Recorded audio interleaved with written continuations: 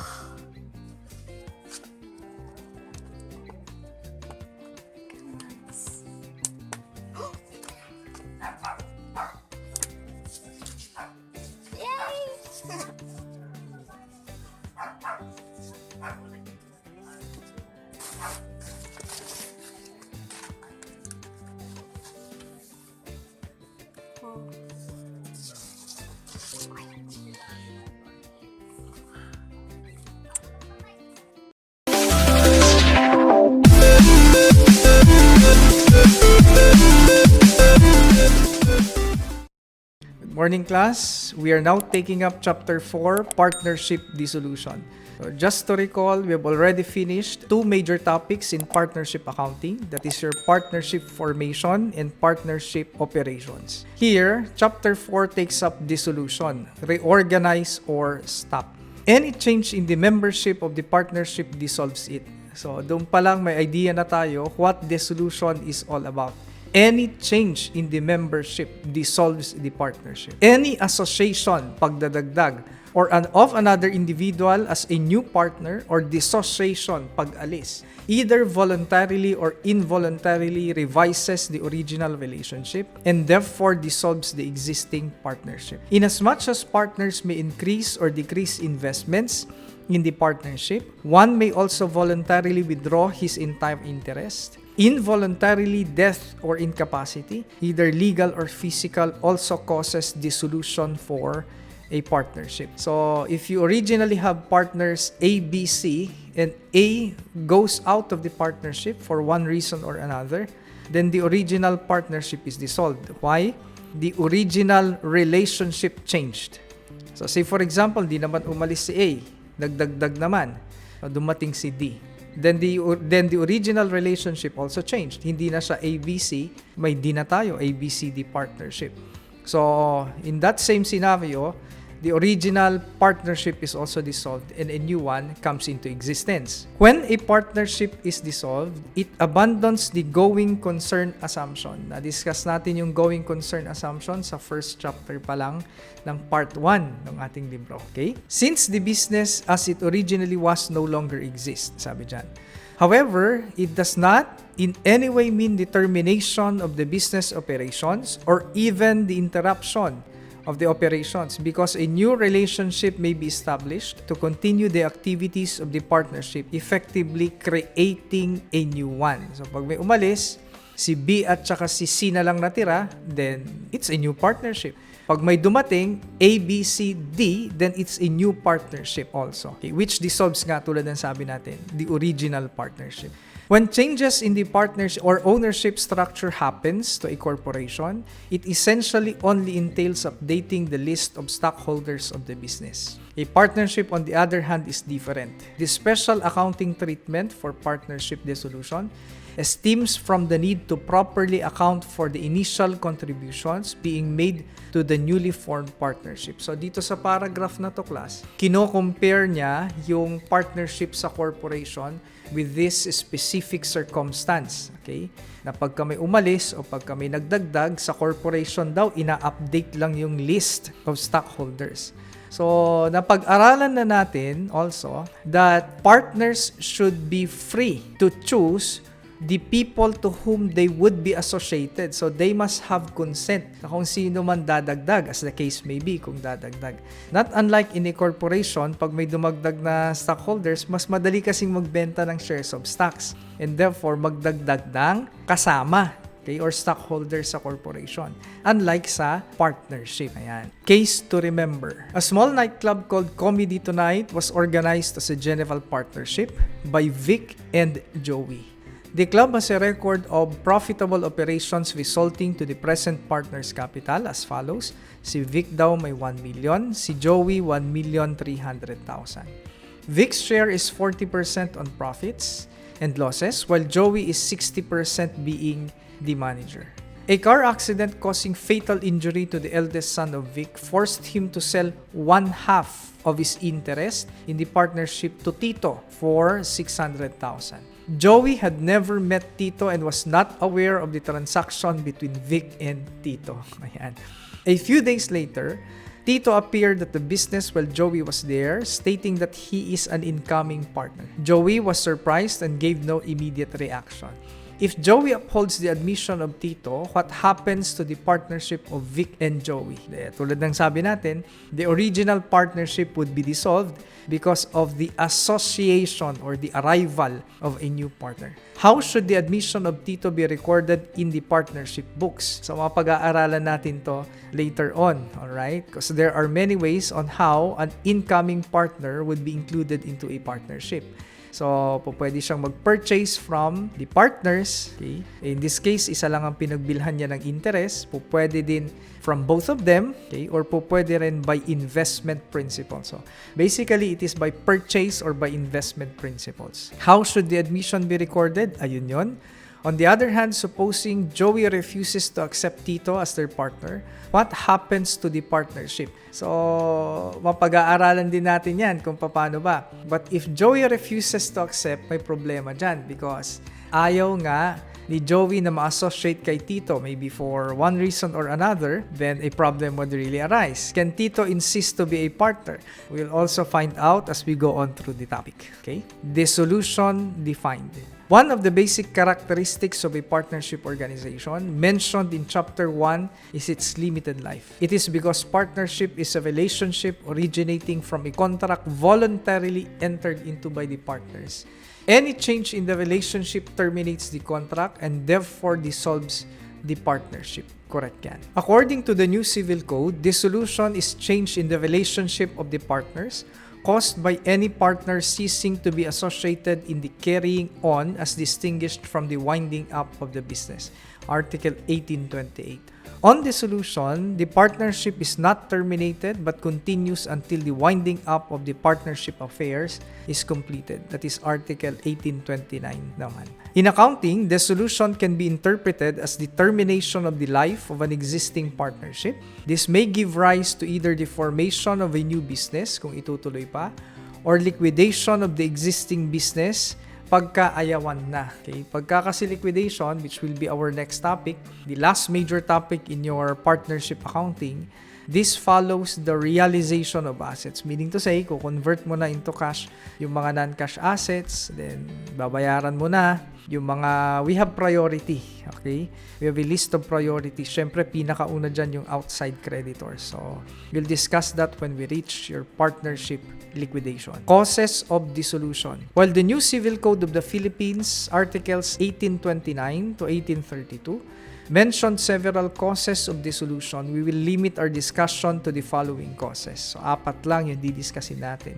Kasi ito yung may accounting consequence. Admission of a new partner, withdrawal number 2 or retirement of a partner, death, bankruptcy, or incapacity of a partner, incorporation of a partnership. So these 4 would be taken up in this chapter. So first, admission of a new partner.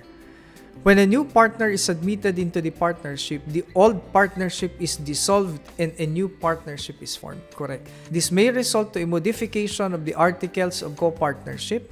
Some of the aspects that may need revisions are yung manner of dividing profits or losses, syempre, kasi may nadagdag na partner, so paano yung kanyang participation sa profits or losses. Duties and responsibilities of each partner, rights especially allowed if any. A new partner may be admitted into the partnership by, tulad ng nabanggit na natin kanina, by purchase principles or by investment principles. Purchase of interest from one or all of the existing partners. From one, tulad ng ginawa ni Tito, bumili lang siya ng interest kay Vic. Or pwede din, bibili siya pati kay Joey. Alright? Or by investment principles, yan naman, mag-i-invest siya into the partnership, then in that case, it would not be a personal transaction between the incoming partner and yung dating partners, yung old partners. So, nabanggit ko na, the primary difference between purchase principles and investment principles. Actually, pag sinabi nating purchase, so preempt natin ng konting discussion dito sa baba, okay? Pag sinabi natin kasing purchase principles, it is a personal transaction. Nung incoming partner, yung bumibili ng interest dun sa partner. Okay? Pag investment naman, maglalagak ka ng pera dun sa partnership mismo. Okay? More on that later. The admission to the partnership needs the consent of all the partners. Ito na yung sagot dun sa last statement kanina. Paano kung hindi daw pumayag si Joey? Because the partnership is based on mutual trust and confidence. If a partner, however, sells all or part of his interest in the partnership without the consent of Joey, tulad nung kanina, of the other partners, the selling partner becomes liable to the other partner or partners for any damages resulting from his act. Okay, loud and clear. Admission by purchase. An incoming partner may be admitted into the partnership by purchasing an interest from one or more of the old partners. Whether the purchase is from a partner, isang partner, or from all of the partners, the accounting procedures are the same. The admission by purchase is a personal transaction between the buying and the selling parties, tulad ng sabi natin kanina. And therefore, since it is a personal transaction between the buying and the selling parties, ang concern lang therefore ng partnership ay yung transfer of capital from the selling partner to the buying partner. Okay? Yung pinambili ng buying partner, so say for example, cash ang pinambili niya, yung cash hindi yun papasok sa bulsa ng partnership since it is a personal transaction between the buying and the selling parties. Alright? Ang concern mo lang doon ay yung journal entry kung paano ilipat yung capital nung nagbenta doon sa bumili. Alright? So sabi dito, the amount paid by the incoming partner, whether equal to, greater than, lesser than, in short, kung anumang tubo o lugi doon sa transaction na yun, sa sale transaction na yun, goes directly to the selling partner. Ayan, goes directly to the selling partner. Any gain or loss realized from such sale is a personal gain or loss of the selling partner. So once again, ang ating concern dito ay kung paano lang i-transfer yung capital nung nagbenta dun sa bibili. Okay, however, there are questions in recent board exams na tinatanong kung paano hahatiin. So say for example, ang nagbenta silang dalawa, okay? At saka yung benta, yung sale transaction na yun, resulted to a gain or a loss. Paano daw hahatiin yung pinagbentahan? Okay? So kahit hindi na natin concern yun, may mga ganong tanong sa board exam eh. We have sample problems dyan sa ating hulian ng libro later on. Sana makasolve tayo ng ganon. Insofar as the partnership is concerned, it is only the transfer of capital from the selling to the incoming partner that will be recorded in the books, as we have said. In some instances, however, assets may have been overstated or understated at the time of admission. Therefore, we need to adjust. Yun yung sinasabi dyan. Illustration. Okay? Admission by purchase. Assume that D and E are partners in business for the past years. As of this date, their capitals and profit-sharing ratios are as follows. So si D, 840,000 yung kanyang capital, si E, 360. 60-40 profit and loss participation. Purchase price is equal to book value of interest acquired. Assume that F purchased 1/2 interest in the partnership from both D and E for 600,000. So 600,000 yung involved. Be careful dun sa wordings. Ang sabi dito, purchase. So this is by purchase principles, both from the old partners D and E. So 840,000, 360,000. The total is 120,000. Half of the interest will be purchased. Therefore, matatanggal yan, makakaltas or mababawas yan dun sa capital ni D at saka ni E. Therefore, kung magkano yung natanggal doon, yun naman ang mapupunta dun sa incoming partner na si F. 600,000. Okay? Pakidagdagan natin ng zero dito. Nagkulang. 600,000. 1,200,000. So, maski magkano man yung binayad ni F kay D at saka kay E, hindi na concern ng partnership yon. The admission of F by purchase should be recorded debit D capital, debit E capital to decrease it, and credit F capital to increase the capital of F in recognition of his entrance into the partnership. Alright? Papansin mo, walang debit to cash dun sa libro ng partnership kasi hindi papasok yan sa bulsa ng partnership. It is a personal transaction between the buying and selling. Irrespective of how the selling partners divide the 600,000 payment of F, only the transfer of capital from the selling partners to the buying partner is recorded in the books. Hence, total capital remains the same. Okay?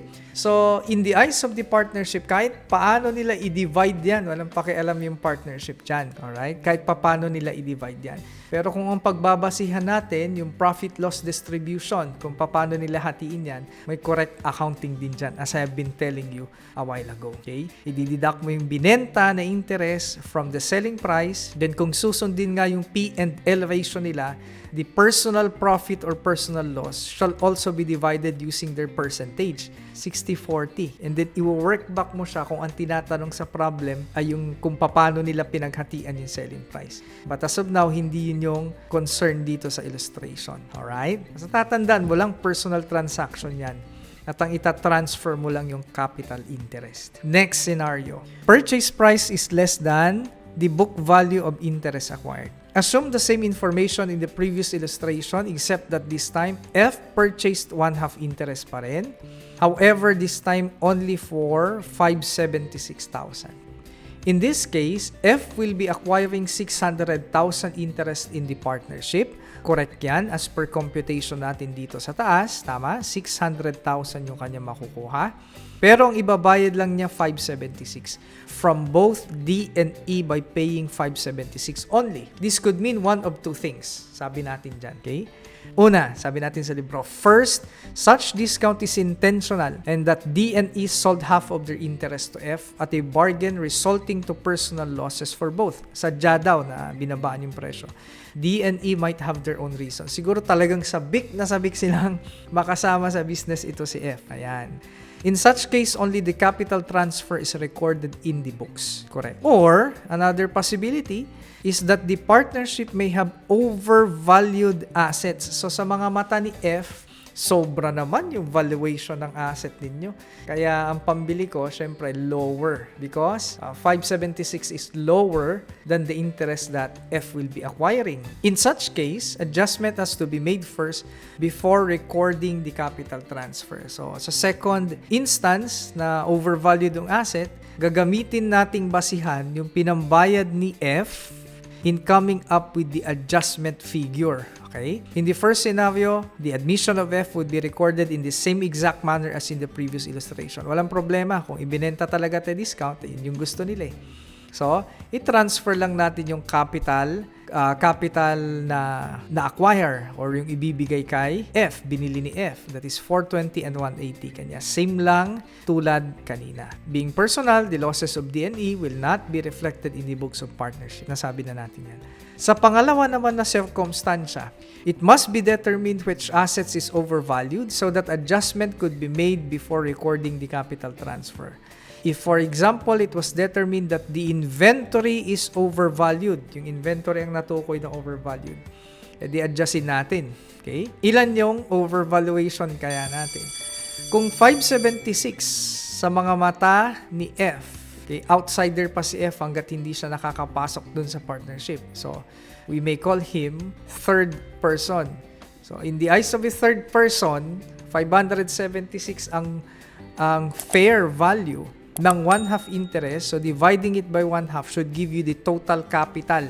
Okay? Nasa tingin ng assuming fair yung 576,000 valuation ng kalahati, then 1,152,000 would be the total capital after adjustment. Before any adjustment, 840 at 360 yung capital ng dalawa as given in the problem. So 1.2 million yun. Then 48,000 is the overvaluation. Over, so kailangang deduction, 48,000.